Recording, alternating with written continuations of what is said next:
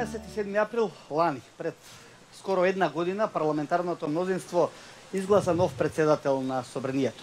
Внатре беше напнато помеѓу пратениците, надвор имаше неконтролиран уличен гнев. Толпата притискаше кон вратите на Собранието. Тешките собраниски порти станаа лесна мета. Дали еден навидум обичен собраниски ден стана крваво осмислено сценарио која сруши демократијата на колена. Тоа беше долга ноќ во парламентот. Една година од крвавиот четврток. Македонија доби нова влада, но дали се извлече од можеби најголемата криза во поновата историја? Создадовме ли држава која гледа кон Европа? Како да го оставиме зад нас мрачното минато? Може ли политичките неистомисленици да си подадат рака? Вечерва 24 отворено е тука пред Собранието на Република Македонија и ситуацијата е многу помирна и внатре и надвор. Иако имаме пратеници од речиси сите политички опции, за да можеме да поразговараме што се случи, но и како одиме понатаму. Вечерва во 24 отворено дебатираме со пратеникот избран од листата на СДСМ, господинот Павле Богоевски. Добра вечер и добре дојдовте во отвореното студио на 24. Господинот Крсто Јовановски од ВМРО ДПМН. Добра вечер и за вас. Зекирија Ибрахими, тогашен пратеник на движењето Беса. Добра вечер и за вас, господин Бесими, и правосудниот експерт Маргарита Цаца Николовска, која исто така има свое мислење и за тоа, но и за пошироко за сите општествени случувања што ја следат Македонија во поново време. Добра вечер. Богоевски, почнуваме како што и најавивме. 27. април, дали беше тоа легитимна битка која излезе од контрола или беше некакво сценарио? Овака, во овој момент всушност не само во овој момент, веќе цела година, не само јас, туку и целиот остаток од мојата група се воздржува од говорење за тоа што ние мислиме дека се случи на 27. април. Би ги оставиле правосудните органи да си го кажат својата. Дори после тоа би искочиле ние со наша оценка. За сега веруваме дека органите си ја вршат својата работа, институциите си ја вршат својата работа, не ја застануваат на патот кон откривање на вистината и да, ќе треба биде малку по-незгодно пред да биде многу подобро, ама вистината за 27 мора да искочи на виделина без разлика од која страна се бара вината. И мораме еднаш за секојаш како држава и како пратеничка група и како парламентарен состав да завршиме со тоа. Прашањето е, кој постави во најавата, можат ли политичките неистомисленици да си подадат рака за да одат напред? Мора да можат. Мора да можат, Младен. Без разлика на индивидуалните чувства, без разлика на индивидуалните трауми, индивидуалните повреди, субјективните представи. Не може ние да функционираме како држава се додека луѓето кои што легитимно го имаат правото од граѓаните да ги представуваат нивните интереси, не може да го прават тоа. Јас и моите колеги од опозицијата или колегите од која било друга партија, никогаш нема можеме на вистина своето време и својот напор 100% да го посветиме на интересот на граѓаните додека не ги надминеме тие работи. Тоа што ме радува во овој момент е дека наративата која што барем сега за сега превладува во Собранието е дека тие кои што сгрешиле треба да одговараат и едноставно никој не бега од тоа. Сега имаме разлика у перцепција што значи тоа огрешување, кој е тој што треба да цени, кој треба да одговари, како треба да одговари и така натаму. Но мојот став останува дека се додека институциите се ја вршат работата, ние треба да се воздржиме од коментари и едноставно да се фокусираме за тоа што е најдобро за државата, односно заедно сите да работиме кон реформите кои не очекуваат. Благодарам, Јовановски. Вие бевте дел и од така наречената заедничка Македонија, мислам дадовте поддршка како пратеник и како човек со општествена улога во Македонија. Што за вас представуваше 27. април? Не знам, јас повеќе пати сум бил на телевизија, сум проговорил по некоја реченица вамо и таму. Генерално јас се воздржувам од многу мои лични толкувања, како јас, како Крсте Јовановски го видов сето тоа, затоа што си ветив пред себе си некакви нешта кои ги знам и ги видов тој ден, не смеам јавно вака да ги проговорам, бидејќи ние самите внатре како пратеничка група, како опозиција, нели, ВМРО ДПМН пробавме да направиме една седница каде што ќе можеме јавно како пратеници да проговориме за тие состојби внатре. Прво ние како пратеници, а после тоа да видиме како ќе се одвиваат работите онака како што треба, јавноста или вакви дебатни емисии или како што вели Павле, судските органи. Не можам да го пренебрегнам чувството, нели, кое го имав на загриженост до тој момент.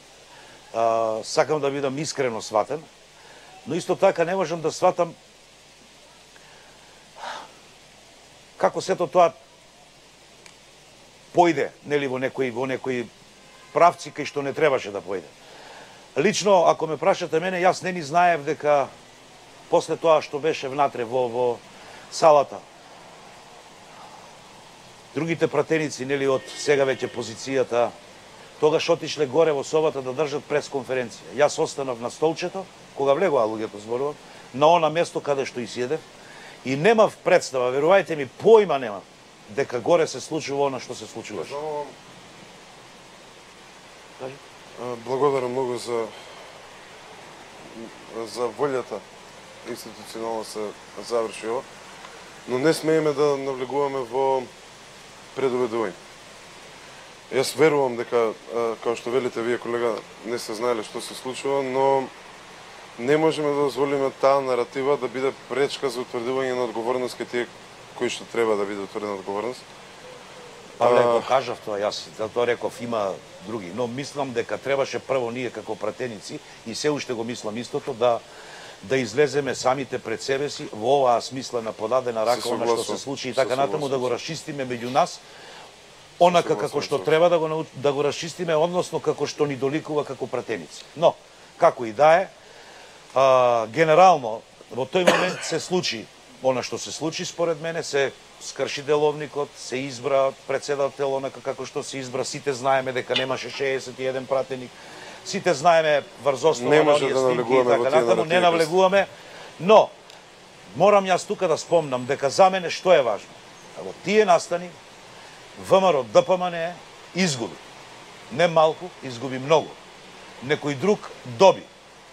Ако се бара вината кај некој друг, секогаш јас мислам дека треба да се побара вината кај они што добиле. Односно, се прашувам и ден денес, дали овие луѓе кои се сега во притвор, во домашен притвор и така натаму, се вистинските виновници за она што се случуваше тој ден. Со ова имплицирате дека сценариото е подготвувано од некој друг, а не од оние што ги организираа протестите и што можеби беа дел од таквото случување, Богоевски?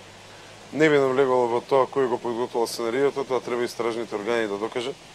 Јас само би апелирал до колегата, до другиот колега и до остатокот од овој состав, да не навлегуваме во класификација. Многу е лесно да употребуваме збори како прекршен деловник, како не биле 61 и така натаму. Верувајте ми, јас давам се од себе, се воздржам од употребување на класификации кои што би значили индиција кон нечија вина. Но Јовановски, вие и покрај тоа сега сте дел од собранието, учествувате активно на седниците, иако велите дека има нелегитимен председател, тогаш зошто воопшто го признавте и зошто воопшто влеговте во собранието? Па тоа прашање често пати на вакви дебатни емисии го поставувате, ние го ословуваме со колега Талат Джафери. Не сакаме да бидеме предмет на уште дополнителни нервози внатре кои се случуваат онака како што се случуваат. Времето ќе покаже и судските органи што гонат нешто, кого го гонат, не знам, ќе покажат што е точно, а што не е точно. Но, во секој случај, јас мислам дека треба да се расчисти тој случај еднаш за секогаш, за никогаш повеќе на овие кои се сега во притвор и така натаму, или на некои други, да не им виси стално герданот околу вратот дека биле нешто што не се, односно дека биле терористи. Иако некој заслужил да одговара за тоа што го стори. Тоа е веќе, нели рековме, судот ќе пресуди и ќе видиме дали е така или е обратно и така натаму. Има снимки, има се она што треба да има. Рековме, Добро. заслужил. Ви благодарам за сега на двајцата, ќе се навратиме уште малку да се разбира да ги вклучиме и другите дискутанти. Господинот Зехирија Ибрахими, веднаш ќе ве прашам на почеток за да ги расчистиме тие дилеми. Вие бевте тој што ја испеа албанската химна во собранието, што за многумина беше протолкувано како повод за оние настани што подоцна се случи. Ве прашувам директно за да го расчистиме веднаш тој настан. Кој беше поводот и смислата на пењето на албанската химна во собранието? Знаете што, би требало сето тоа да се види во контекстот на тој собраниски ден, а не во контекстот на тоа што се случи малку подоцна. Всушност, ние ниту знаевме дека тој ден се планира да се избере председател на собрание, дури високи функционери на СДСМ ни потврдија дека тој ден ништо нема да се случи. Како што рековме, дека ќе биде на обичен собраниски ден. И во текот на тој ден, ако се сеќавате, ние сме имале неколку реплики со пратениците од ВМРО за тоа што значи химна или државна химна, дали албанците ја почитуваат и дали се чувствуваат представени во таа химна. Во тој контекст, ако ќе гледаме целата работа во тие рамки и без тоа што ќе следи после 18 часот, би рекле дека албанските пратеници во собранието беа ставени во искушение дали они ја почитуваат македонската химна што ја испеа еден пратеник од ВМРО.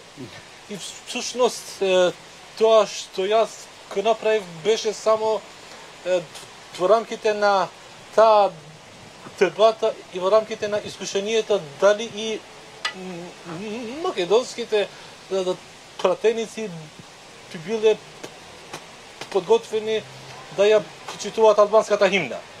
И за мене тоа беше само во рамките на како дел од политичката борба. Да. А ја почитувате македонската химна? Како не, мислам и во времето кога пратеникот од ВМРО ја пееше македонската химна, ние станавме и сите ја сослушавме, бидејќи ние сме ги истакнале нашите примедби дека сме исклучени од текстот на химната, но ја почитуваме како државна химна. И во тој поглед не гледам ништо спорно. Спорно е само тоа што тој чин се ставеше во функција на толкување на... Но се согласувате дека ја потпали атмосферата? Знаете што, јас жал мене ми беше жал ако јас сум бил причина за потпалување на таа атмосфера. Јас мислам дека атмосферата беше потпалена од изборот на Тала Џафери за председател, а не од химната. Најодговорно тврдам дека никогаш не сум имал некоја намера за потпалување на страстите, бидејќи не би сакал никој да страда заради моите убедувања. Така, благодарам. Богојовски, сакавте на ова нешто да кажете? Неколку работи би сакал да разјасниме. Значи, колегата неколку прашања отвори. Прво, дали македонските пратеници се почитуваат албанската химна, со тоа идентитетот на албанците граѓани во Република Македонија, и понатаму во однос на потпалување на атмосферата и на намерата.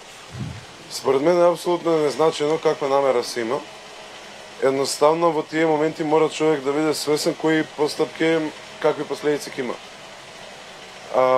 Во нитуен момент не сакам да навлезам во апсолутно сувереното право на колегата да говори што сака и како сака одговорница. како пратеник го има целото право. И ако чувствува потреба да ја пее албанската или која е било химна на која е било друга држава, го има целото право да го прави тоа. Но не можеме да не бидеме свесни за последиците. Не можеме да не бидеме свесни во каква средина функционираме, не можеме да не бидеме свесни што подготвува политичкиот противник и не можеме да пропуштиме прилика да се поставиме соодветно на тоа.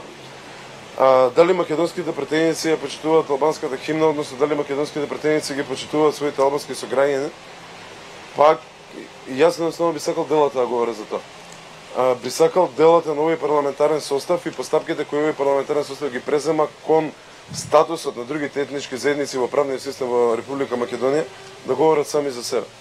Ние ветувавме многу, поготово зборувавме многу од аспект на концептот на едно општество. Ама резултатите и што тоа точно значи од аспект на секојдневниот живот на граѓаните во оваа држава допрева треба да.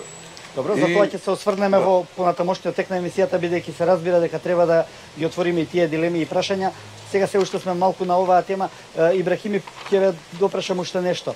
Веднаш после тоа вие се заминувате од собранието, сите 5 пратеници на Беса, што исто така беше индикативно или повторно во јавноста се создаде сомнеш што знаат повеќе пратениците на Беса.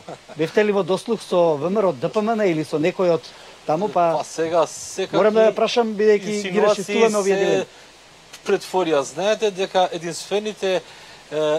всушност единствената политичка партија што заедно со СДСМ ќе биеше битката по улиците во Скопје, тоа сме биле, ние сме били. И сега, движењето без. По која логика сега би се претвориле во друг камп за да служиме на други може би поради агенди. анимозитетот со Дуи кој што за кој Тоа или секако, поради тоа што не сакавте Талат тоа Џафери да биде секако кандидатот за председател.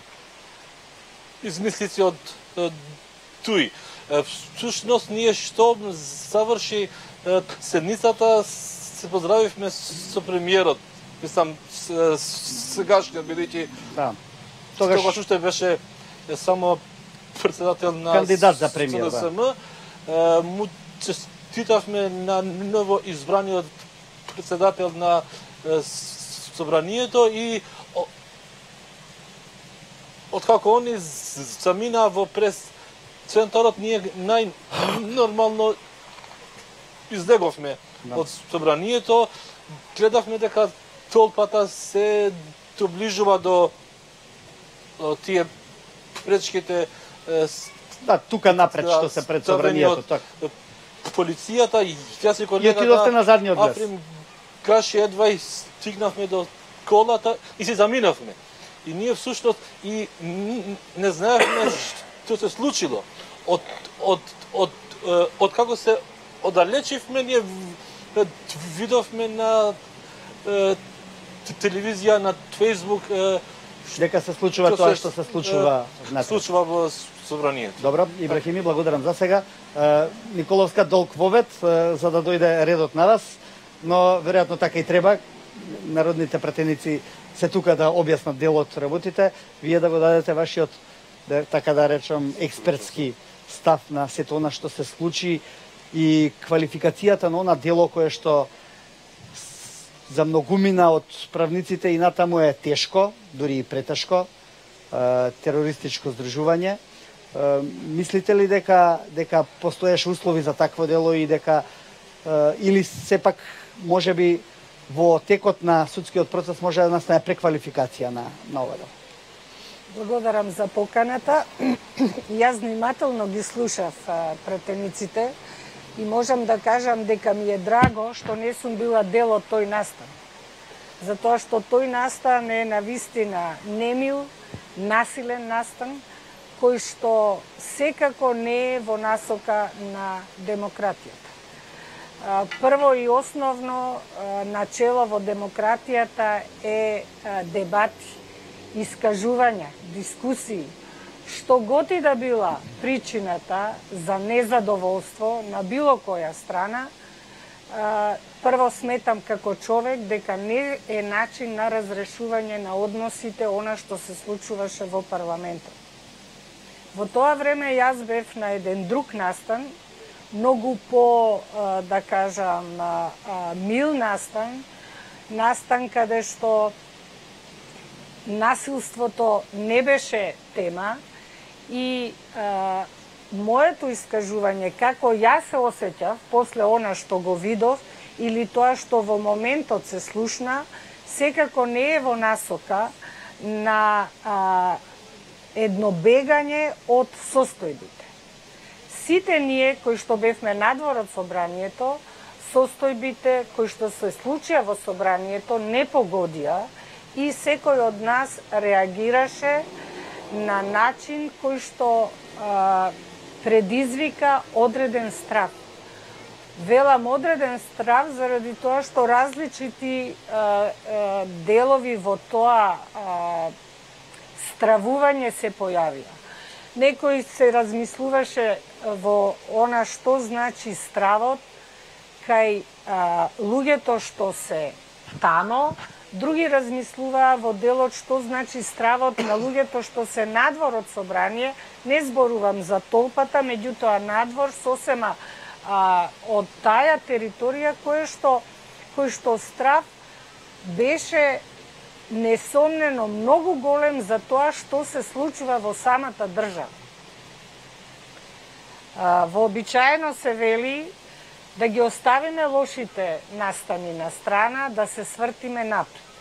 Меѓутоа, мислам дека во конкретниот случај тешко да можеме такво нешто да прифатиме, од причина што овој настан покажа голема незрелост во расудувањето и во она што значи парламентарна демократија. Овој настан не може да биде во делот на таа конвенционална политичка битка. Веројатно тоа сугерирате и дека мора да заврши со сериозни судски проверки на она што се случува. Значи, настанот е завршен, сега наред се пратениците кои што треба да подадат рака и треба да размислуваат што понатаму во делот на државата, а судството треба да работи на она што е последица од она што се случуваше на нас. Меѓу другото, спомнавте дека е квалификацијата на делото тешка и, за жал, спомнавте само еден дел од таа квалификација, терористичкото однесување. Тоа е многу широко, многу широка дефиниција на настанот, во која што дефиниција е и стравот вклучен. Стравот кој што може би сега е малце веќе по-олабавена ситуацијата, меѓутоа во тоа време беше многу голем стравот. Тука е го гледате основот за квалификацијата на делото? Па јас не би се впуштила во тоа што е квалификација на дело, за тоа се одговорни обвинителите, за тоа се одговорни судиите кои што ќе постапуваат и постапуваат по овие настани, односно по тие предмети. Меѓутоа, само сакав да укажам дека кога ќе се каже терминот терористички однесувања, вообичаено се мисли на нешто сосема друго. Мојата идеја е да прикажам дека во тоа терористичко однесување, како што е квалификувано во нашиот кривичен законник, влегува меѓу другото и стравот. Сега ја погледна сликата како пратеничката Радмила Шекеринска ја влечат за коса и ја удараат од клупата. Тоа секако дека не е нормално однесување. И тоа секако дека не е однесување кое што треба да се толерира. Или да се каже дека тоа е однесување на народот, кој што е незадоволен од состојбите. Незадоволството прво не се разрешува на овој начин, а незадоволството постојат пратеници кои што тоа нормално ќе го презентираат на начин во парламентарната демократија. Судството за сега треба да се остави да ја заврши својата работа и покрај тоа што има големи проблеми и има на некој начин едно неубеденост во независноста и непристрасност. Меѓутоа, сега е на судиите да покажат дека судството е сосема посебна гранка или сила, како што Да. Ќе се вообичаено навратиме се кажува. на судството, бидејќи и тоа е да дел се од остави втор тоа од емисијата кој што сериозно не да. интересира сите, бидејќи без елементарна правда секако дека оваа држава не може да тргне и намерата, дека не е битна. Ја мислам дека во целата дадена оваа ситуација и таа намера е многу битна. Добре, благодарам. Богоевски и Јовановски, слушнавме излагањето и вака експертско од една страна.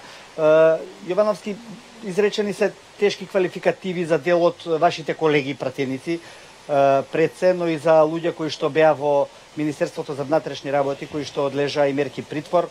Најголем дел од нив се уште и во домашен притвор.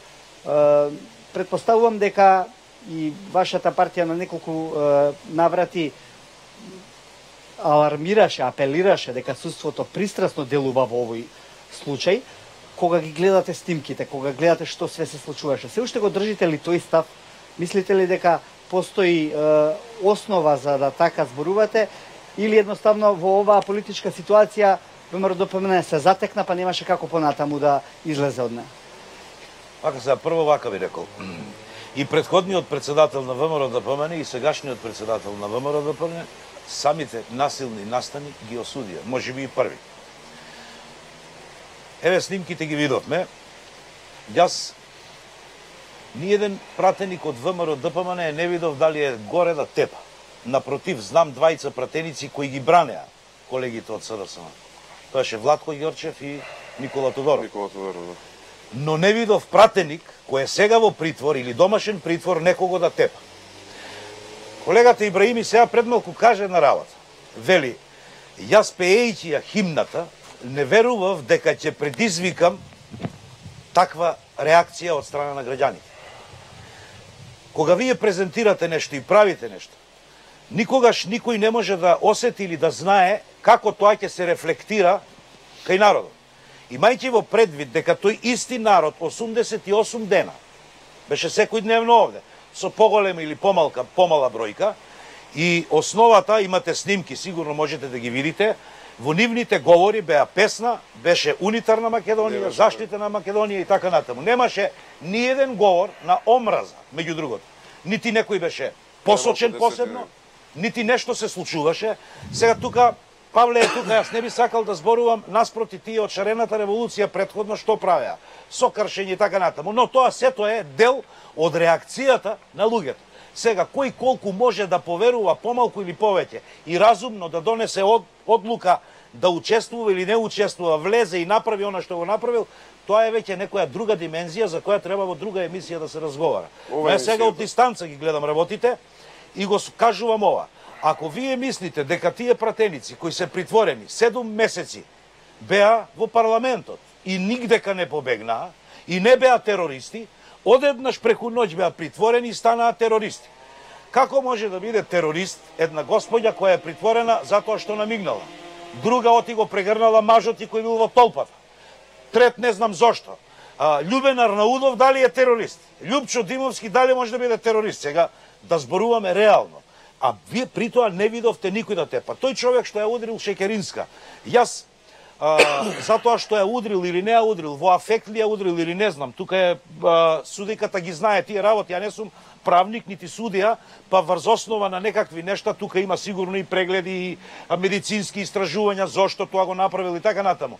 Но дали казната е таква, ваква или онаква, тоа судот знае, си има правила но генерално тврдам дека толпата беше предизвикана од сето она што се случуваше внатре.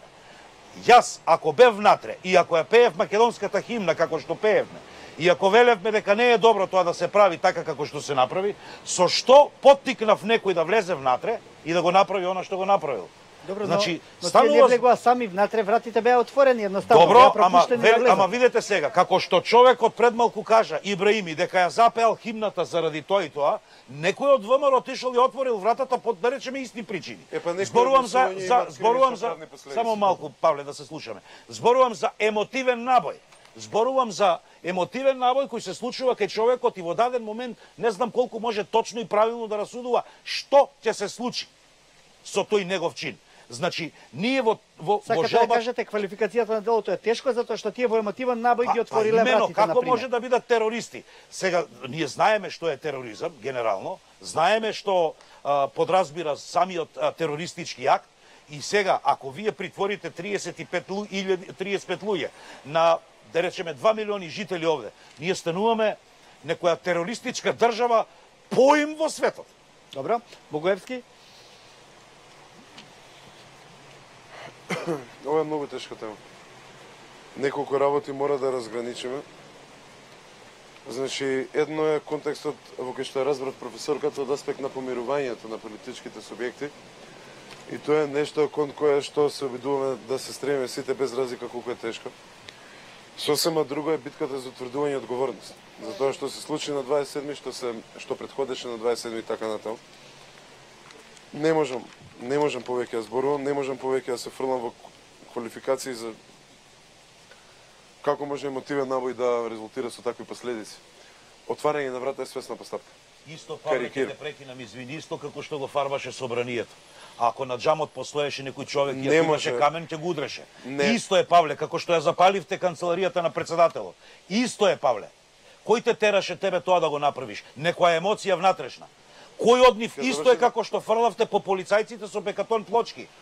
Навредливо и ужасно одвратно е секое споредување на тоа што се случуваше со државниот удар и тоа што се случуваше во шарена револуција. Причината зошто од камен во балон на никој не му пукна глава е бидејќи ние немавме камен во балон од крста. А ние имавме камен. Да, имавте. Кој имаше? Крсто Муковски. Ќе зборуваме еден по еден или ќе се расправаме? Мислам, дај, да зборуваме нормално. Оставајте си малку простор за да имаме дигнитет. Сакам уште еден апел дупатам. Може ќе ве прекинам малку. Повелете. Ние сега овде сме да го расправаме настанот или да одиме на линија што треба да се прави понатаму. Прва работа. Втора работа. Веќе и самите двајцата рековте дека во суштина сега треба судот тоа да го направи. Значи, оставете судот нека донесе одлука по однос на одредените настани. Вие имате... Добро, но политичките оценки мора да дојдат од тука, бидејќи најпосле јавноста е гладна се уште за информации за овој случај и затоа ако веќе немаше дебата во собранието како што вели Јовановски, да ја направиме вака, па понатаму ќе можеме да оцениме. Јас сега уште нешто ќе ви кажам, дека ваквата дебата може да влијае и на судските процеси. Се согласувам. Значи мора и тоа да го имаме во пред. Ќе се воздржам, од... Сакавте да завршите со вашиот коментар, за да продолжиме понатаму. Ако јавноста може да забележи, се надам дека може да забележи било кој од наша страна дава се од себе да се воздржи во квалификациите. Травматично беше тоа што се случи, никој од нас не го негира тоа, бевме свесни, да, сметаме дека тоа не е работа и спремни сме да продолжиме натаму. Додека да заврши постапката пред суд, ќе се воздржиме и ќе даеме се од себе да се воздржиме од класифицирање на што е тоа што се случи, но замолувам и за јавноста и за вас да сватите дека во ситуација на толку отворено и незасновано правдање и објаснување на причините за тоа што се случи, едноставно не можеме да прекјутиме и да дозволиме така да помине. Стојам на става дека судот треба да одговори на прашањето што е тероризам, дека судот треба да одговори на прашањето што е нарушување на уставниот поредок, закана на уставниот поредок, закана на уставниот поредок преку ширење на страв. И јас најискрено ви кажам, ќе бидам согласен со било која одлука што ќе донесе судот. Како и колегата Крсто, и јас исто така имам забелешки околу, ама субјективни забелешки, и не би сакал ова да биде продукувано како влијање врз судот, околу квалификацијата на делото и посебно околу начинот на примена на властувањето, лишување од слобода врз колегите претеници. Но мислам дека битката за тоа е сосема друга. Не е битката за тоа делегитимирање на целиот процес на кривичен прогон и означување на целиот процес на кривичен прогон као политичка хајка. Се случаја работи кои што јас ги сметам за пропусти, претпоставувам дека допрва ќе следуваат уште работи кои што не се сосема согласно најтесните дефиниции за правни постапки и тоа што поготово луѓето афектирани од тоа ќе го сметаат за правна постапка, ама стојам на тоа дека ние како политичари мора да се воздржиме од емотивни реакции, мора да се воздржиме од условно кажано препукување и да не навлегуваме во никакви квалификации. Штом седиме заедно, штом и двете страни покажуваат волја дека тоа што го поминавме и едните и другите, значи јас во ниту еден момент не велам дека на претниците од сегашната опозиција им беше лесно тогаш. Не, стојам на тоа дека не им беше лесно, без разлика на нивниот облик на учество, дали не бранеле, поради кои било причини, дали учествувале во организација, дали едноставно биле на страна или што и да било. И во овој момент, тоа што треба го направат претниците, тоа што треба го направи секој во македонската јавност, е да погледне каде како држава бевме пред една година, каде како држава сме сега, да ги извлече заклучоците, кој е заслужен за тоа, дали од политички фактори, дали од општествени фактори и така натаму, и едноставно да дозволиме на правосудните органи да се завршат својата работа. Добро, благодарам. Николовска, една година подоцна, Македонија можеме ли да ја наречеме правна држава или оние остатоци на неправдата се уште се дел од системот? Имаше обвинувања и од судии дека тефтерчето на Гоца сега е заменето со електронската комуникација. Дури имаше и оценки и од самиот премиер кој што рече дека сега судиите некако се вртат на кај сегашната власт, што секако не е добро за она што се случува во правниот систем и говори за еден поданички менталитет во правосудниот систем. Како тој да го искорениме и дали тој ветува фер судење во еве и во оваа ситуација за која што сега зборуваме, која што е многу сериозна? Она што можам да го констатирам е дека помеѓу пратениците од двете најголеми политички партии од македонскиот блок, дека постои незадоволство кај судството, односно дека проблемот на независност и непристрасност е детектиран. Без разлика кој од која страна тоа го гледа. И во една таква состојба, навистина треба многу да се размисли што треба понатаму да се прави. Ние имаме институции кои што треба да се грижат, меѓу другото, и да ја штитат независноста. Колку тие институции тоа го имаат направено е друго прашање. И мене лично, ако ме прашате, јас сум незадоволна од акциите и од она што значи активност и обавување на својата функција во делот на заштита на независноста и непристрасност. Од кого конкретно? Затоа и ви реков, значи прво имаме институција Судски совет кој што согласно уставот е должна да се грижи за независноста и да ја овозможува независноста. Одма се поставува прашање како таја досега го има тоа направено. Ги спомнавте телефонските разговори, спомнавте од друга страна однесувањето, незадоволството и јас еве ќе додадам уште неколку елементи. Еден од тие елементи е нереакцијата на Судскиот совет во делот на проблемите околу АКМИ системот и воопшто нереагирањето од Судскиот совет во делот на нападите на независноста, односно непостоењето на независноста. Дополнително, можам само да кажам дека тој Судски совет постави ВД председател на Основниот суд Скопје 1, во кој што ВД председател дојде од редовите на судиите на Врховниот суд, а согласно законот тоа така не треба да биде.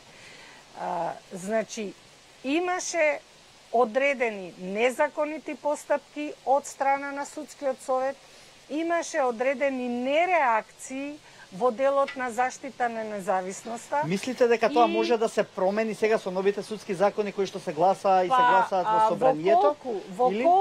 Во колку се направи целосна ревизија на тие закони, ја мислам дека тоа ќе се направи сега во овој период на последното гледање или последното менување на одредени членови од Законот за судски совет и од Законот за судови, тоа би можело да се постигне. Добре, благодарам. Само, се извинувам, само да укажам на нешто. Не може ниеден закон да биде добар или предлог на закон сега да биде презентиран ако позицијата и опозицијата не седнат во парламентот и не гласаат за тие закони.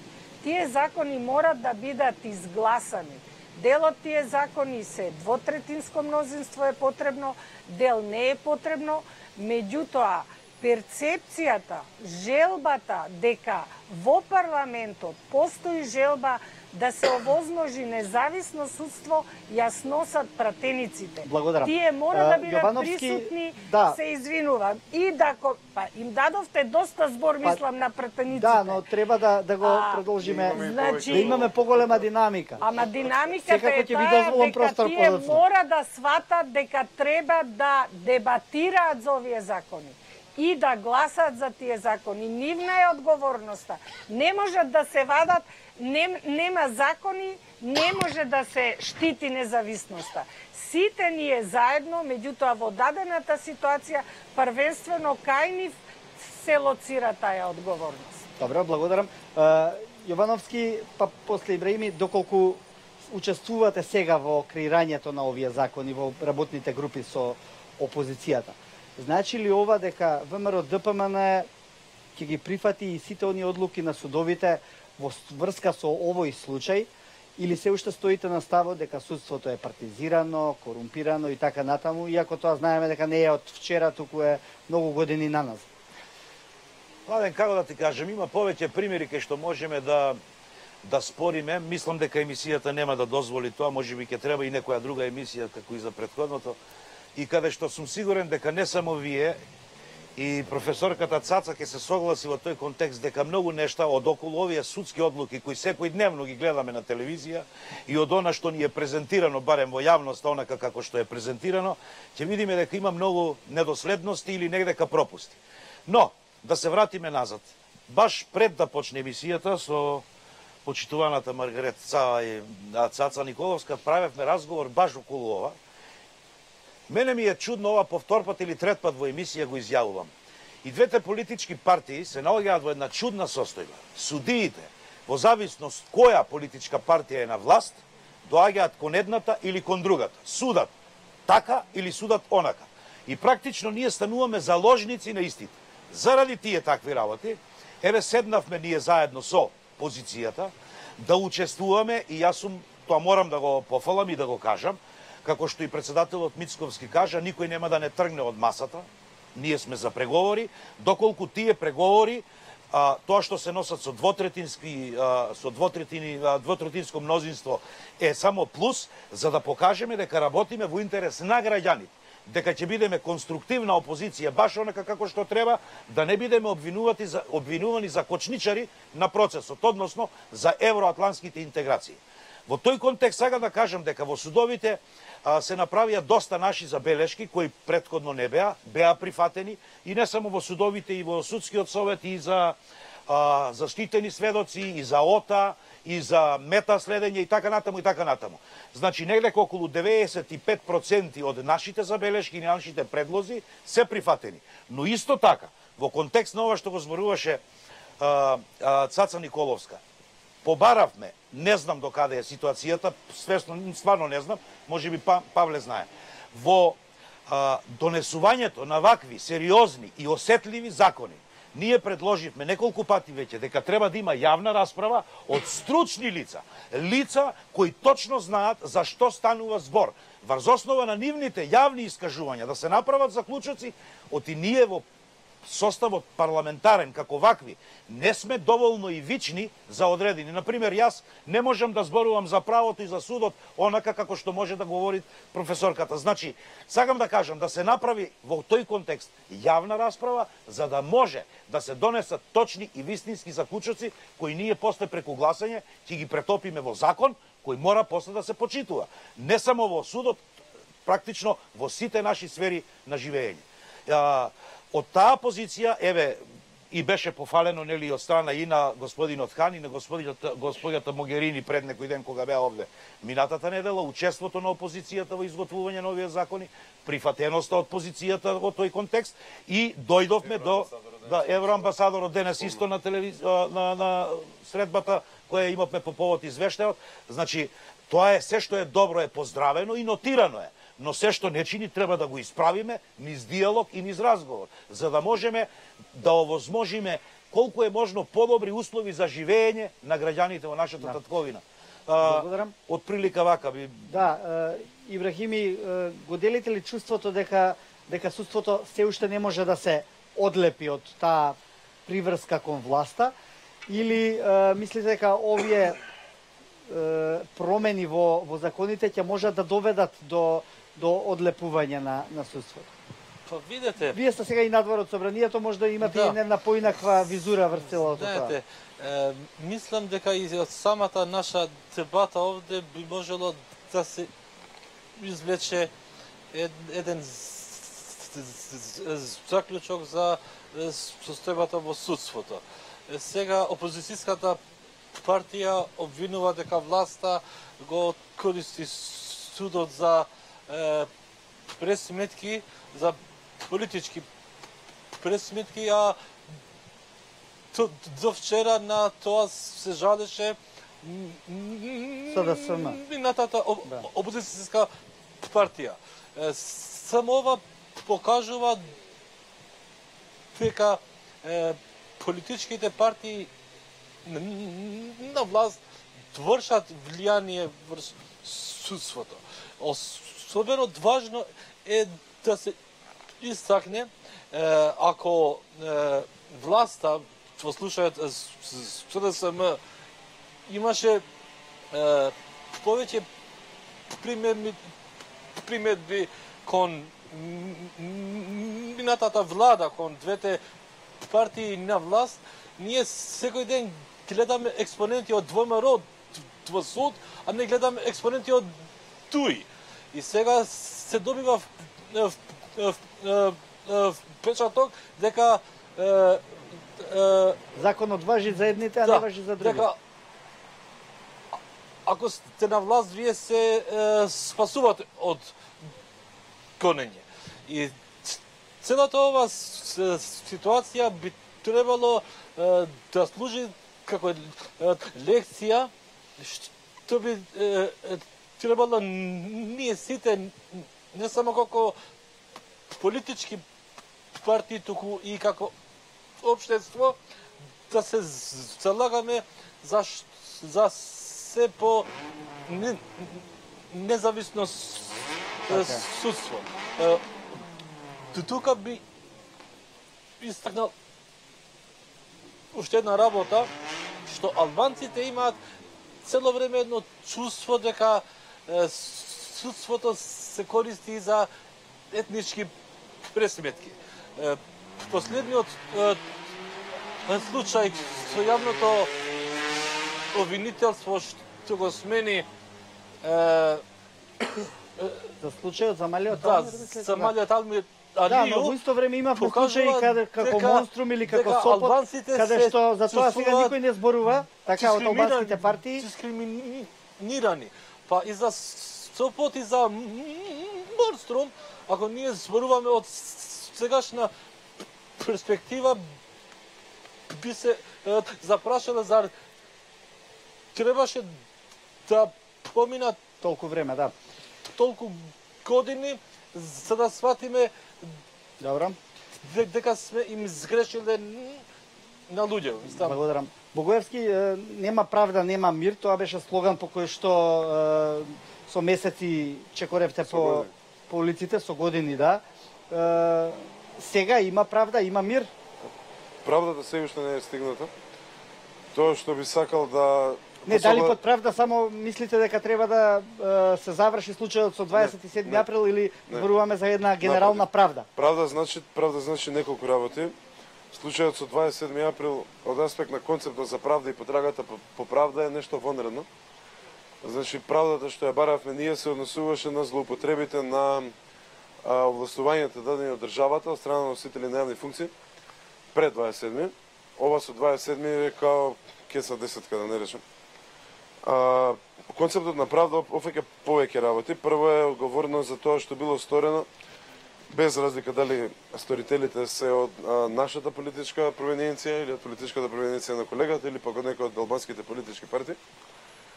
Ама многу повеќе тоа подразбира предпоставка и сигурност на правниот систем дека било кој што ќе повтори такво однесување нема да помине неказано.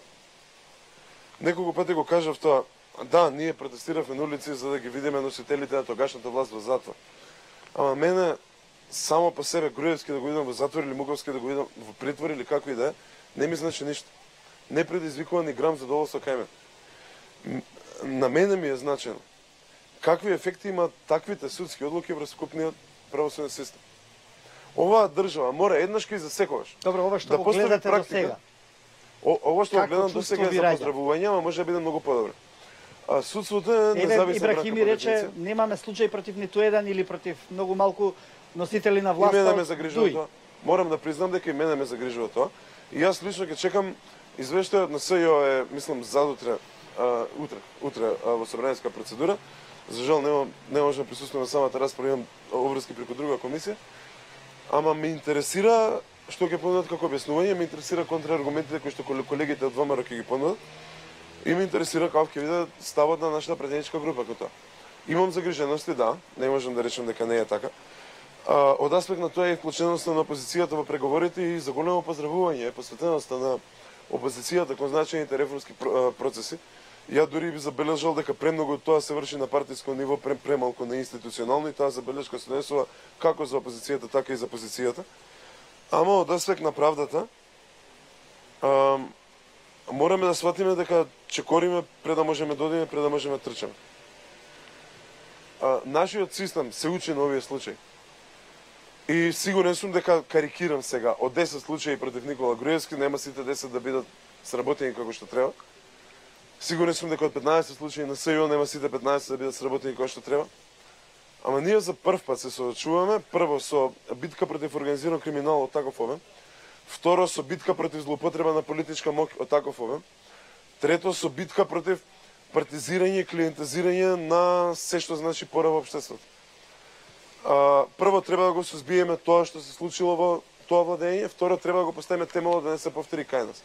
Повторувам, грешките ги има, лекциите се тука и се надевам, верувам и уверен сум дека ќе научиме од тоа и ќе поставиме темели за една држава која што ќе може институционално да се справува со соидните Груевци, соидните Чавковци, соидните без разлика од која страна доаѓаат луѓе кои што се сакаат да злоупотребат власта за своја политичка, финансиска или лична цел.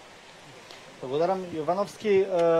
Една година подосна, Македонија со многу пофалби од Европската Унија и од меѓународните институции генерално во однос на она што се прави во реформите, за што заслуги делумно се разбира има и опозицијата со враќањето во парламентот. Но една година подосна, како една генерална оценка за тоа што доби, што изгуби Македонија?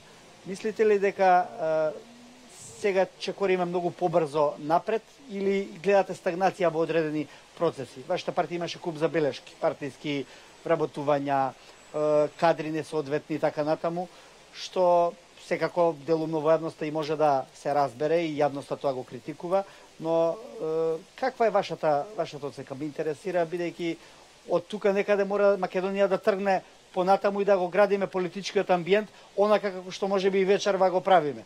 Седнати на маса и дебатирајќи. Добро, овакви дебатни емисии секогаш ќе бидеме на маса седнати, но идеолошките разлики си постојат, начинот на размислување е тој. Идеолошките разлики се едно, така, но генерално ние сакаме да се стремиме малформации на системот и злоупотреби на системот. Така, вака сега да речеме. Во изминатите десетина години додека беше ВМРО на власт, мене ми е лично криво, затоа што сегашната позиција, ама буквално, барем јас не сум чул, ни една работа не апострофираше како добра. Се што се направи. Но се апострофираа само грешките. И сега тука ќе ставам вака. Секој што работи и греши. Грешките што ги направило ВМРО ДПМН во изминатиот период ги плати со тоа што сега е опозиција. Но дали од она што ни беше ветувано, и во смисла правда и мир, е сето тоа остварено или дали се остварува сега? Што ќе видиме во овие 11 месеци веќе колку е, не знам, од прилика на власт СДСМ. Председател на комисија или човек кој треба да го реформира судството е премиерот Зоран Заев, кој оди на суд за подкуп и кој вели: вие ми испровоциравте да направам така. Истиот тој премиер кој е главен за реформите во правосудството на таа комисија, излегува и вели: ако судот има потреба од мене, јас ќе сведочам за случајот Монструм, а при тоа родителите на луѓето кажуваат какви снимки и пуштал, а тој излегува и вели ја им пуштав снимки за некаков дил или некаков тендер кој си го договарале луѓето од ДУИ. А за да биде вољена вистината, пред извесен период, додека беше нели во опозиција, пред да се случи да воспостават некаков контакт за да формираат влада, тој беше гласноговорник, какви рекети се не правеле функционерите од ДУИ. И така натаму. Ова не го зборувам за да напаѓам некого или не, но сакам да кажам како можеме ние сега да се радуваме на некаква правда или некаков вистински од по правата линија, кога гледаме се што се случува. Значи, игра на зборови. Не можеш ти нешто што е изградено во тие 11 години, макар еве некој споменик да бил, не е ни важно на крај краишта, да го прифатиш, да речеш не чини. Или едноставно ништо да не прифатиш. Од друга страна, сега во овој период нити нешто се гради, нити нешто се прави, а само се задолжуваме. На економски план, за жал во емисијата не зборуваме, тониме, максимално тониме, и за тоа никој ништо не зборува. Се она што е во смисла на реформски закони или она што се вика политичко дејствување е сега, а се она што се вика екзистенција и подобар живот, нели живот за сите, ќе биде односно ќе биде 2019, 2020 и така натаму. Во смисла на вработувањето. Слушаме сега од парламентот, ние реагираме како опозиција зошто се бркаат луѓето од ВМРО вработени под договори и така натаму и така натаму. Од другата страна нас ни одговараат, па ВМРО така, тие се виновни оти не им дале решенија. Така, ги слушаме секојдневно. ВМРО се виновни оти не дале решенија на тие луѓе, затоа ги бркаме. И така натаму. Но, тие беа исто така, околу нивната заложба, администрација или тие вработувања да се намалат. Но што направија тие? На местото на овие избркани, примија еден куп нови. Дали се тие департизирани? Слушаме секој ден дека се партиски луѓе. И слушаме дека и разни скандали. Околу тендери, околу тоа кој учествувал, што учествувал и така натаму. И сега се прашувам како човек, подобар живот, за кого дојде подобриот живот? За кого генерално? Добро. За сите луѓе, за народот или само за одредени луѓе? Се отворија две-три теми. Само наку со Николовска беше околу тоа што Заев е председател на Комисијата за реформи во судството. Ја само би ве повикала точното име на оваа комисија да го кажете. Да не се ствара забуна кај граѓаните. Прво, премиерот е секако одговорен за промените што ќе се прават. Второ, оваа комисија во суштина треба да ги надгледува примената на законите кои што ќе дојдат во сила од кога ќе бидат донесени. И што е сега состојбата во делот на носење на закони. Она што сметам за потребно да се каже е дека сите учествуваат на одреден начин во структурирање или во правење на нацрт на тие закони. Не ја гледам во општо помешаноста на извршната власт, во судската власт во оваа насока. Добро. Насоката е секој, владата ги предлага закон. Да, Јовановски, зошто би ви пречело тоа Заев да биде зашто е тука на таа комисија? И одговорен ако веќе ги следи и треба да ги следи и имплементира. Прво треба да расчисти со себе си околу неговите правни случаи кои се таму во судот. Значи тоа е друга димензија. Видете сега, веднаш тоа мене, ако правиме разговор, веднаш мене ми доаѓа размислување како ќе ме убеди тој дека не учествува или дека не врши притисок врз сето тоа. Ако ти прислушкуваниот, односно неговиот разговор, пим мерки за подкуп, го сведуваш на нешто кое не е така и така натаму судот како кажува, па обвинителството се бори, не се бори и така натаму, а од прислушкуваните разговори правиш фама, нелегални прислушкувани разговори и правиш суд од текот на денот од 10-11 сати и така натаму, тогаш нема равноправност тука. А зборуваме за еднаквост на сите граѓани, за еднакво општество за сите. И генерално, кога ќе ги ставите тие работи на вага, јас не знам каде има во држава премиер кој оди константно на суд. Добро, тоа може би говори и тоа за судството. Тоа е веќе друго. Јас зборувам за учеството на премиерот како функција. Ама Павле, па ќе ти одговорам. ние ги плативме грешките. Дали вие ги поправате или истите ги правите? Добро, Богоевски, може се отвори повеќе прашања. Да. Почнувате политички да ги плаќате политичките грешки, за кривично правно плаќање допрва чекаме. И ќе ве замолам нешто, драг колега, ако во духот на помирувањето и во духот на оставањето институциите да си ја завршат работата, и јас не се дрзнувам да говорам за снимките, ќе ве замолам и вие да го направите исто. Од аспект на реформите во правосудството, снимките беа еден од предметите да бидеме во криза. И сега кризата знаеме која направи и што направија тие сами снимки и до кое ниво дојдоа. Наша среќа, наша заслуга, а не ваша е што таа криза е во своје заминување. Од две причини. Значи, повеќе зборувате политички. Јас само да ви обрнам внимание на она што се аргументи.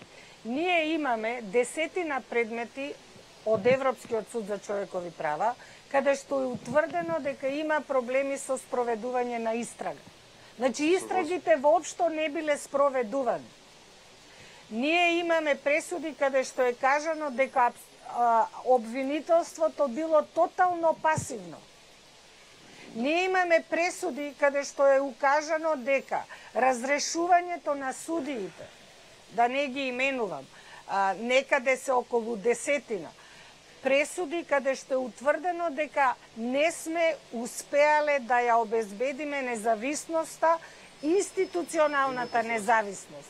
Ние имаме пресуди каде што е утврдено дека лустрацијскиот процес бил проблематичен, каде што е кажано од Европскиот суд во што бил проблемот во тој одреден предмет. Сега има пресуди кои што се чекаат уште од лустрацијскиот закон. А тој лустрацијски закон веќе не важи.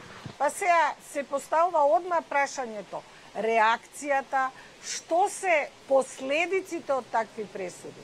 Ние се уште не успеавме да одговориме на прашањето на независните елементи во делот на разрешување на судии, во делот на оценка на работењето на судии. Кај нас мерит системот е се уште проблем. Ние имаме оценување на судии врз основа на листа која што ја дава Академијата. И Судскиот совет мора да ги избере првите што се на листа. Тоа е избор? Тоа не е избор. Тоа е едноставно именување. Благодарам. Јас би сакала со такви проблеми, со такви аргументи да почне да се занимава парламентот, ако веќе сакаме да одиме напред. Ние мораме да разбереме дека имаме големи проблеми во оваа насока кои што мора да ги разрешуваме. Целосно се согласувам со вас, поготово стручните аспекти. Мислам дека нема пратеник кој што ќе се дрзне да ги оспори вашите наводи, од проста причина вашето искуство, познавање и стручност говорат сами за себе. Аргументите се не се, Павле, нешто друго. Мора и стручната јавност да свати дека пратениците и политичарите секогаш политички ќе пристапуваат на работа. Тука вашиот импут е од огромна корист. Значи, јас се согласувам и го делам ставот без разлика дали станува збор за Советот за реформите во правосудството, и тука стојам на тоа дека премиерот е политички најодговорен за тоа што ги се случи, од тука и разбирливо зашто би сакал да го води. Ама тие реформи мора да бидат поведени од стручната мисла. Не може да бидат поведени од политичките приоритети. Ама ако ги спорите вие што ќе прави стручната мисла? Еве ќе ви дадам пример. Европскиот суд за човекови права вели на некој начин дека дека не може во ликот на председателот на Врховен суд да биде лице кое што ќе покрене постапката, лице кое што ќе учествува во судскиот совет и лице кое што е начело на орган Врховниот суд кој што ќе одлучува по жалба. Значи, три работи се споени во една личност. Не ја наведувам личноста како име. Меѓутоа, тоа е функција која што се врши и која што на вакво вршење врши атак на независноста. И ние во овој домен не можеме да се договориме која треба да биде улогата на председателот на Врховниот суд во судскиот совет. Се согласувам. Меѓутоа, сватите дека ова е нешто што е надвор собранието, во однос на седумте, мислам дека беа 7 предмети чии што пресуди од Европскиот суд за човекови права се уште не се ефектуирани кај нас. Не имавме средба и со владиниот агент, имавме средба со представници од судот и исто така со представници од невладиниот сектор. Приоритет ни е како собрание мислам дека местото за тоа е комисијата за човекови права, дури колегата може тука да се вклучи, имајќи предвид дека председателот на таа комисија од нивната претеничка група. Председателот е информиран за приоритетноста на овие случаи. Колку што ми е мене познато, волјата негова е присутна. Може би треба да се пробуткаат малку работите, па и колегата тука се надам дека ќе искоментира на таа работа. Разговараме сега за имплементацијата на пресудите од Европскиот суд за човекови права и тука сме согласни дека не сме да има ни грам место за компромис. Во однос на другите работи, тука би направил паралела помеѓу судството и помеѓу вработеноста, односно проблемот со тоа што колегата од опозицијата и тоа што ВМРО ДПМН како партија го презентира последниот период во јавноста, наводното партиско бркање. Не. Значи вака, кога го преземавме управувањето со институциите, кај нас беше оставена една состојба која е повеќе од хаотична. Никој не сака и никој не смее да помисли дека човек треба да биде бркан од работа само поради својата партиска провиниенција. Но ние начекавме состојба каде што имаме огромна превработеност на позиции кои што не го трпат тој това. Значи вели вработуваме луѓе кои што тие ги сметаат за наши партиски кадри или за кадри подобни за нас, а бркаме луѓе кои што биле од ВМРО, не. Тоа што ВМРО го направи има прецизни податоци, мислам дека бројката е околу 4000.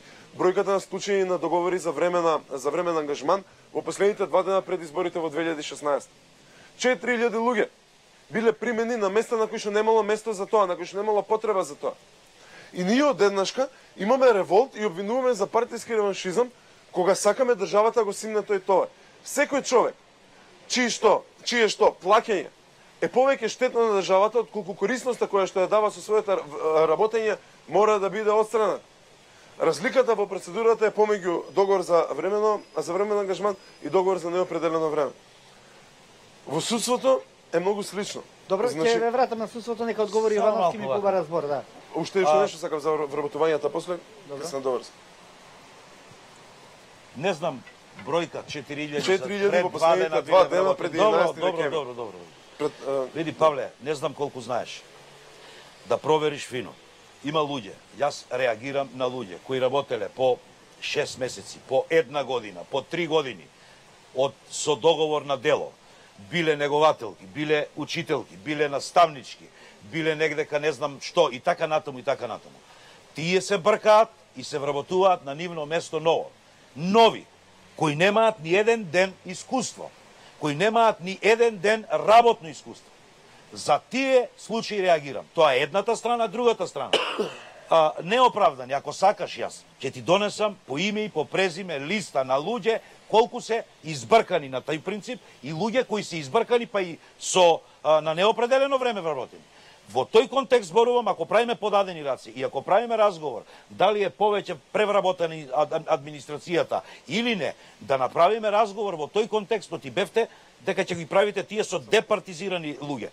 Имаме сведоштва и гледаме дека не е така. И мора да се сложите дека е тоа така како што јас го зборувам. Јас не реагирам за тие што биле 2 дена или 1 ден. Реагирам за овие. Ако сакате, јас имам податоци, стварно ќе разговарам. Согласувам дека има зборувам за таква една. Дадеме збор на. Јас имам се извинувам професорке, само ако може со да договори за одредено време не сте им дале договори на неодредено. На тоа прашање Што е проблемот? Не биле дадени, но пазете се. Не биле дадени во ред, чека да се разбереме. И зашто се Јас го знам тоа обвинение, професор. Само да ви кажам, ВМРО ДПМН е падна од власт токму заради сите проблеми кои што заробеност на државата. Сега зборуваме што имаме денеска од Македонија како држава. Затоа е молам, ајде Бога. Зошто да не поведат судски постапки ако смета дека се обесправени? Поведени има многу, но не е важно тоа. Важно е, многу е важно. Има поведено судски постапки. Вели вака, само малку. Тие што се од договор на дело. Се извинувам да довршам.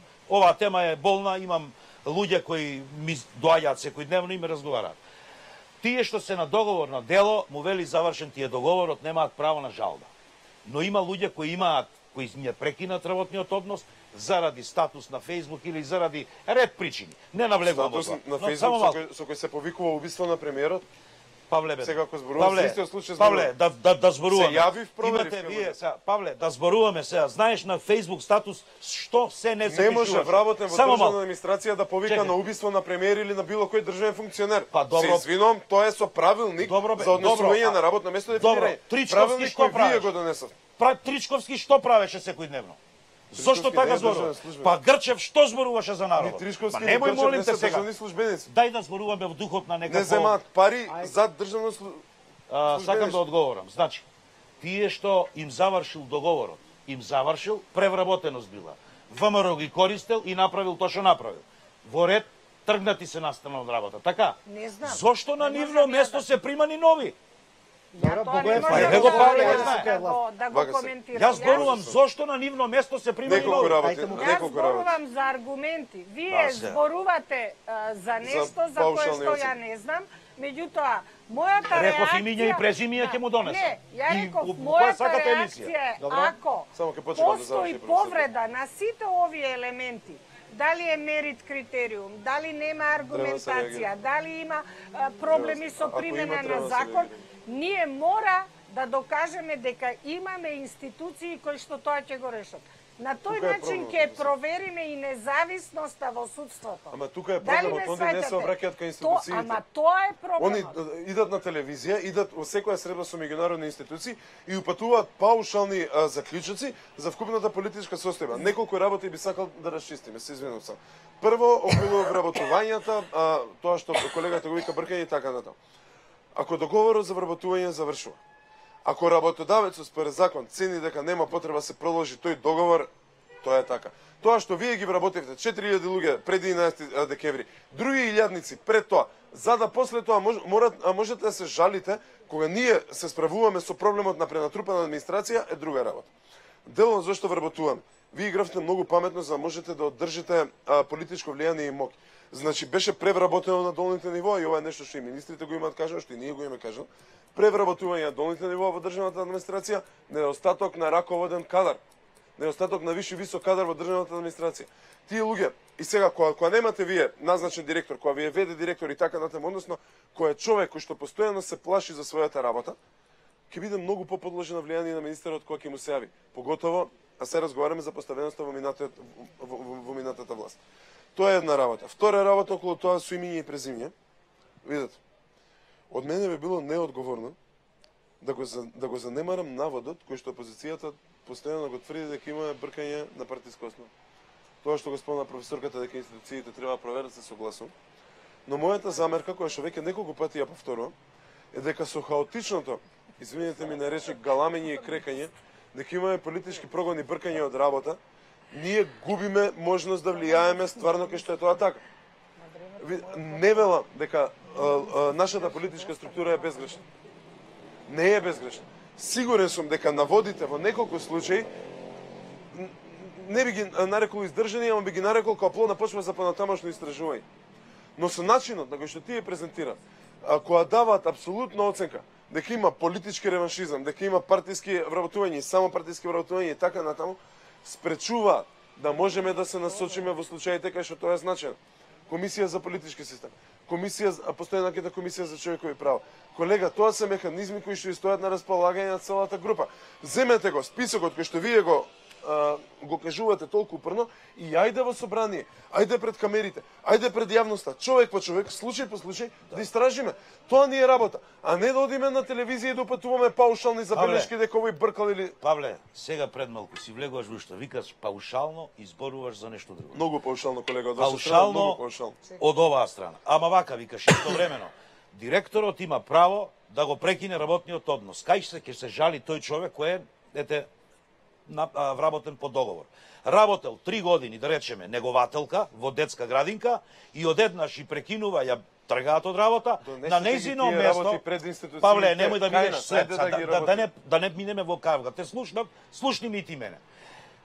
Секој дневно во јавноста низ градовите, вклучително и Скопје, имате такви примери.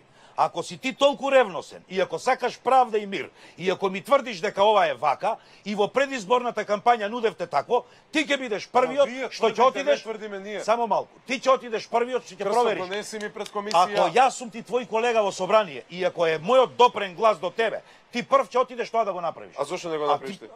Па јас го правам, ми викаш паушално е. Нема ниту еден официјален документ, нема ниту една официјална представка. Све што има се пресконференции и вакви големи зборови на гостување. Павле, Дали е ова вистинскиот одговор кој сега ми го даваш?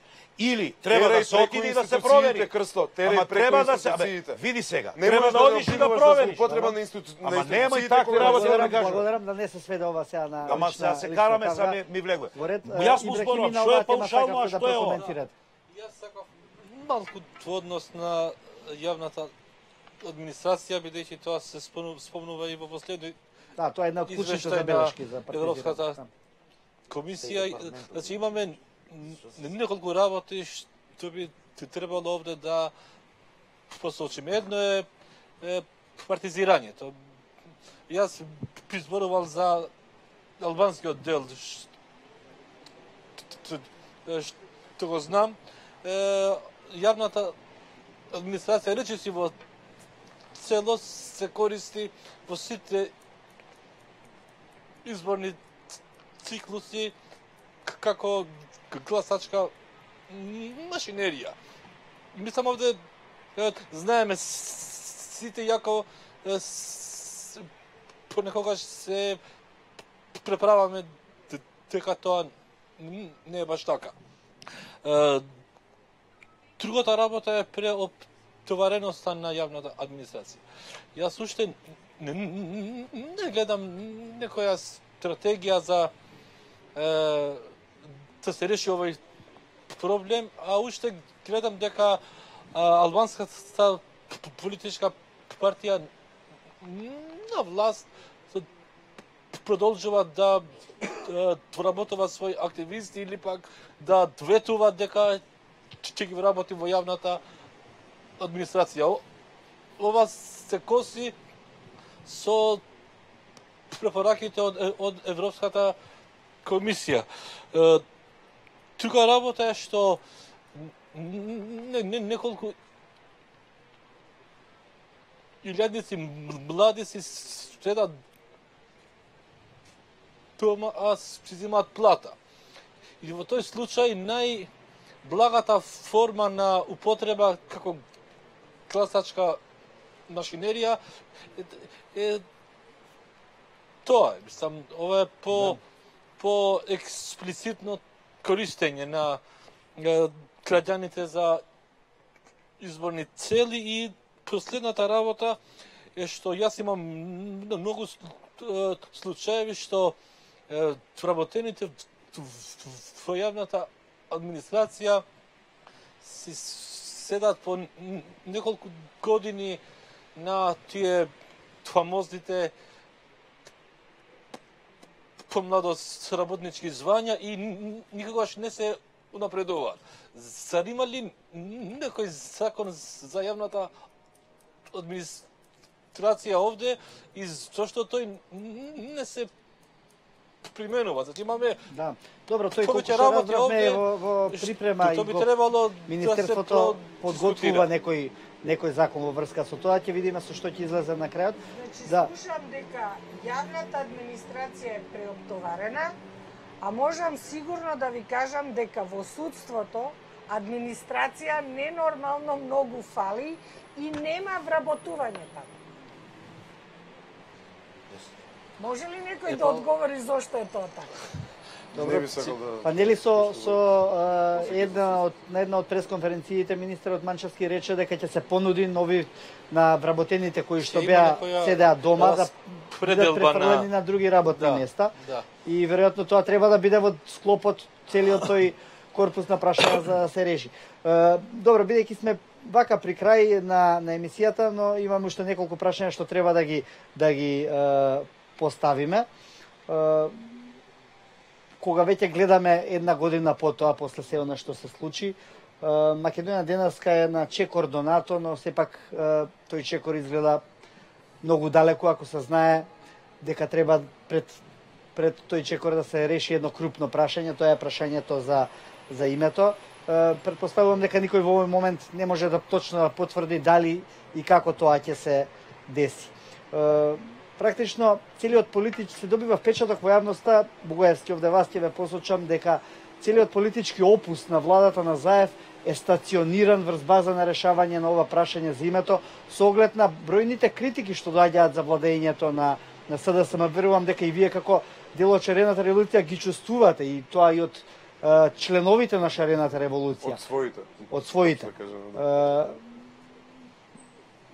Премногу се стави залог на ова прашање. Што доколку не се реши? Како понатаму Македонија ќе чекори, а сите имаме малку впечаток дека внатрешните работи не одат до крај онака како што требаше да одат. Тоа што би сакал да го потенцирам во вашето излагање е дека едното не го исклучува од другото. Верувам во посветеноста и во ангажманот на нашиот преговарачки тим и верувам дека ќе дојдат до резултат кој што ќе биде најдобар за нашата држава. Стојам на ставот дека прашањето со името премногу долго е нерешено и дека цела наша држава премногу долго пати поради тоа и дека мора сите ние да се ставиме, поготово одговорните политичари, да се ставиме најдобро што можеме и најмногу што можеме во насока на решавање на тоа. Од аспект на критиките за владењето, не мислам дека евентуалниот напредок на тоа поле треба да биде основа за ослободување од одговорност за критиките за остатокот од владењето. Присутни се. Дори дел од тоа што му забележав на колегата. Значи, едно е позицијата што има многу широки критики, односно, народ ќе каже да плука се што може и се што ќе дојде. Тоа не значи дека не сме без грешки. И тоа како имаме грешки, и тоа како имаме простор за подобрување. Критиките се присутни, забележувањата за грешките се исто така присутни. Сега треба да отвориме сите четири очи и да пазиме таквите работи да не се повторуваат и уште поголеми грешки да не се прават. Нема да успееме од прва. Најодговорни го кажам тоа на гледачите дека управувањето со власта нема да биде безгрешно, ќе има грешки, ќе има луѓе кои што ќе ова причините се субјективни или објективни? Каде ги гледате повеќе? Во вас, односно во ешалоните на власта и субјективни и објективни. Значи, не може политичка структура што ќе дојде на власт после 12 години тешка опозиција да има персонални решенија за секоја место во државната управа.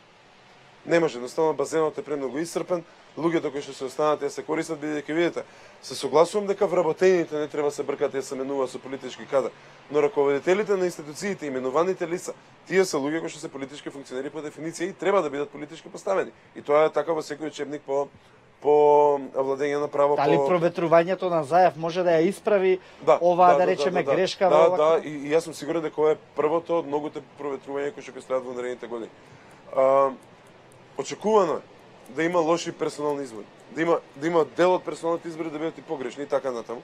Поентата е како се адаптираме на тие работи. Тоа е едното. И второто е дали злоупотребата на власта, дали непочитувањето на одредбите кои што значат деонтологија во постапување во служба е системски и организирано, поддржано, одобрено и спроведено од највисоките носители на политичка моќ или е резултат на индивидуална грешка? Тие грешки ќе ги има и системот мора да се постави на начин да реагира соодветно на тие грешки. Благодарам. Јовановски, прашањето основно што го поставивме беше НАТО, влегувањето во НАТО и преговорите со Грција. Практично, голем дел од политичкиот залог на Заев е оставен во овие преговори. Што доколку тоа не помине онака како што сакаме, веројатно сакате сите пратеници во собранието, има ли Македонија план Б? Јас овде морам прво да го повторам ставот на ВМРО ДПМН како генерален став. Прво, немаме информации ништо што се случува, не се споделени информациите со нас. Мислам дека тоа е голема една забелешка и не е добро, но одговорноста е на парламентарното мнозинство и на премиерот Зоран Заев за состојбата таква каква е. Константно слушаме некакви информации од страна повеќе од грчка страна отколку од наша страна. Ние сме као оптимисти, тие се као од за нив оптимисти. Последното беше пред некој ден. Радувајте се вие на извештајот, но Европската комисија не е таа што одлучува Европскиот совет. А во Европскиот совет сме ние таму главни. Додека не го смените името, ерга, омнес и се она што следи како побарување што ги има тие 14 точки или не знам колку беа, од кои власта тврди дека се 10 решени, 4 не се, кои не се и така натаму, не е важно, ќе дознаеме за скоро време. Мислам дека ставот кој го има ВМРО ДПМН во контекстот е да не се сменува ни устав, ни идентитет, ни јазик, нити тоа двозначно, односно трозначно обележување МК, МКД и така натаму. Ерга омнес никако и покрај именувањето на уставот да не се менува. Мислам дека тоа треба премиерот Заев да го има во предвид, доколку ќе му треба после ако планират да го гласат тоа како двотретинско мнозинство, односно во парламентот, или да го помине на некакви меѓународни договори со обично мнозинство, а сите се заложуваме, а и тој самиот треба да помине на референдум. Тоа ќе го знаеме кога ќе добиеме генерално некаков предлог за кој треба да се гласа. Но јас лично вака, гледајќи ги работите и од таа страна и од оваа страна, од она што можем да го стекнем како информација од медиуми повеќе и од разговори со некои умни луѓе кои ја знаат проблематиката, мислам дека тоа во овој период нема да се реши од многу причини, затоа што во политиката има многу елементи кои се присутни секогаш, поготово од страна на грците. Планот Б нас ќе ни биде, според мене, да се посветиме на она што се случува овде внатре, во сите сегменти на нашето живење, да работиме како пратеници или како луѓе кои носат закони во овој парламентарен дом овде позади нас, и луѓето да бидат задоволни. А паралелно со тоа да се турка проблемот со името и да се најде достоинствено решение, велам достоинствено, онакво како што заслужуваат и двете земји.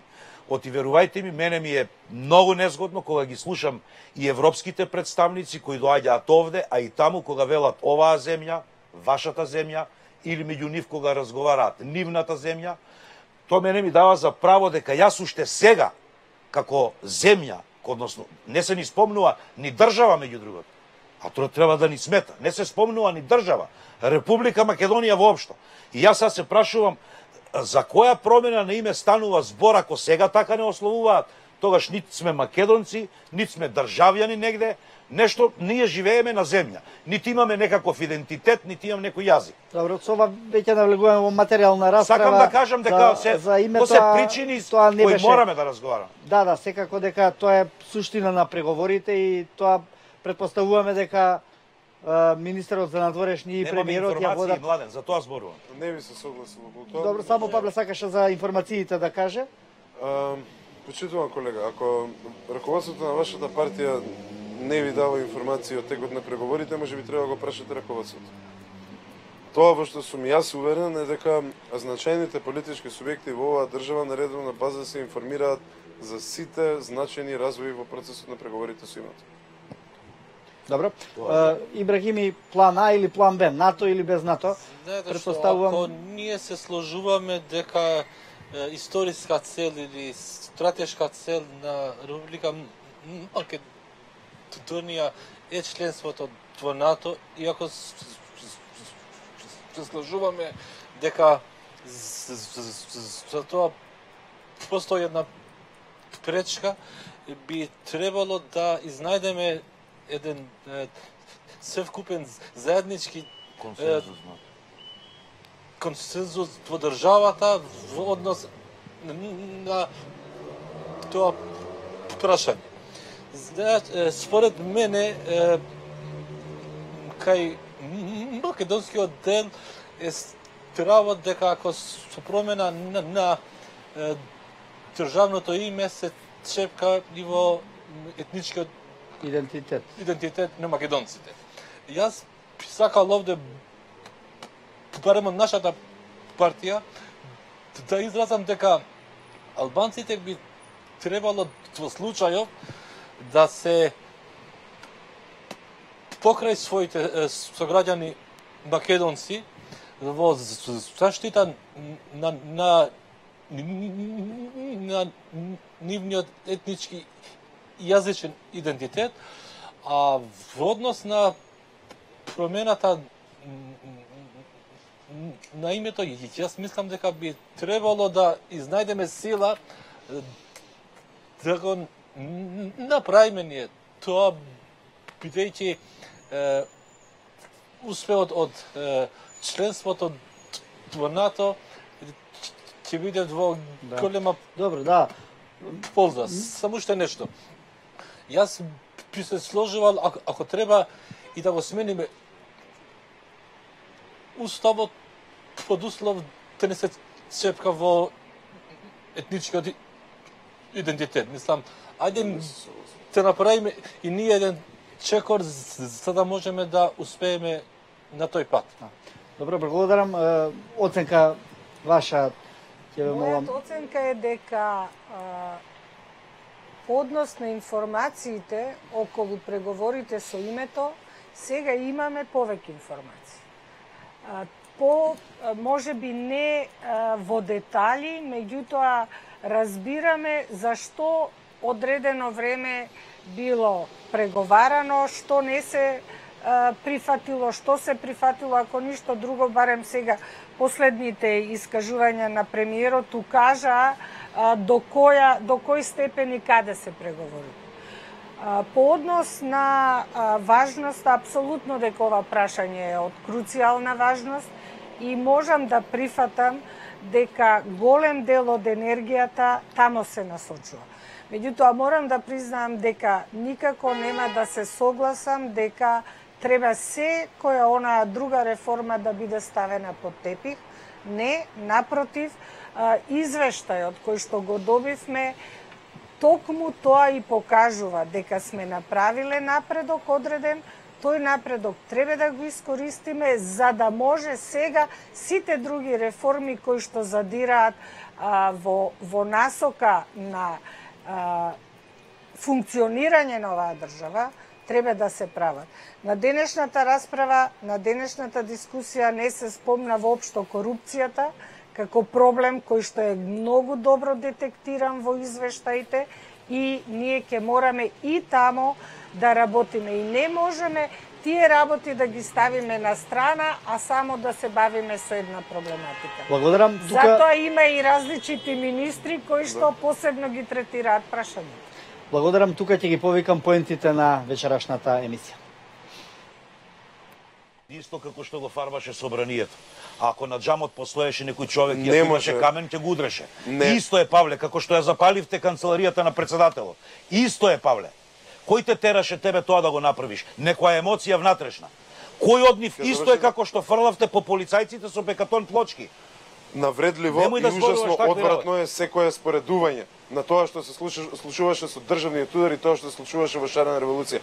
Причината зошто од камен во балон на никој не му пукна глава е бидејќи ние немавме камен во балон од крста. А ние имавме камен. Да, имавте. Ми беше жалко, јас сум бил причина за подпалување на таа атмосфера. Јас мислам дека атмосферата беше подпалена од Да, од изборот целата на Тала Џафери за председател, а не од химната. Најодговорно тврдам дека никогаш не сум имал некоја намера за подпалување на страстите, бидејќи не би сакал никој да страда заради моите убедувања. Тие мора да сватат дека треба да дебатираат за овие закони и да гласат за тие закони. Нивна е одговорноста. Не можат да се вадат, нема закони, не може да се штити независноста. Сите ние заедно, меѓутоа во дадената ситуација, првенствено кај нив се лоцира таа одговорност. Да, повеќе од час и половина дебатиравме тука, емисијата ја отворивме со она што го сметаме за најактуелно оваа недела, тоа се годишнина од случувањата од минатиот 27 април, еден немил ден за Македонија, кој што остави силни траги во колективната меморија на македонците, на албанците и на сите што живеат тука. Се обидовме, разгатнавме некои дилеми за тоа, се разбира онолку колку што е тоа можно со оглед на тоа дека судскиот процес за овој случај е во тек. На крајот, пред да им се заблагодарам на дискутантите, само можеме едно кусо билиц прашање да поставам до сите. Бевме сведоци вчера на чочек во тунелот, оној чочек во тунелот на патот, автопатот Актор, што го градеше Актор, Демир Капија, Смоквица. Гледаме ли светло на крајот на тунелот или само чочек? Мислам дека такви активности не смеат да бидат финансирани од страна на органите на државната управа. И поготово прославите за отварање на нови инфраструктурни проекти треба да бидат лишени од колку може повеќе од културолошки елементи и од елементи кои што може да бидат сватени како само промовирање. Добро, ова на ќе го политичка кажете и пред функција. вашата партија и пред луѓето Јас со немам кои што партија, работите. ама да. Добро, пред вашата пратеничка Го група, кажав, групата го која- кажав и ќе се обидам да го повторам. Значи, никој не брани на никого да слави, меѓутоа, индивидуалната прослава не смее да биде замена за заедничкиот настан. Добро, Кусо, Ајде, по 10 на вака сега, секунди, ја само еден денеска коментар на тоа што беше, само еден бидејќи коментар. беше Денеска топ тема слушав во на сите. телевизија, вели се оградуваме од владата од таквиот настан, бидејќи ние не учествувавме во тоа и не ги поканиле тие чалгаджи или што се не знам. Блех чочеци музика. таму. За тој настан бил се надевам со некаков протокол. Тие луѓе не влегле таму случајно, бидејќи имало и обезбедување. Но уште една поинтересна изјава од директорот на јавни патишта, вели јас бев само 15 минути таму, а на снимката го има како лепи пари. Не е ни важно на крај краишта. Тоа е сепак во доменот на она кои сме, што сме, зошто сме. Повеќето од луѓето мислам дека не го перцепираа баш добро тој настан, но тоа И е функционерите мора да бидат свесни за последиците од своето однесување. Добро, чисто, Кусо, ако сакате да прокоментирате, не морате. Би рекол само дека славењето и планечкиот дуд треба да се разликува. Добро, но сепак ќе согласиме подобро чочек отколку 27 април. Апсолутно и јас Ама не би ќе требало кажам да бидеме дека така.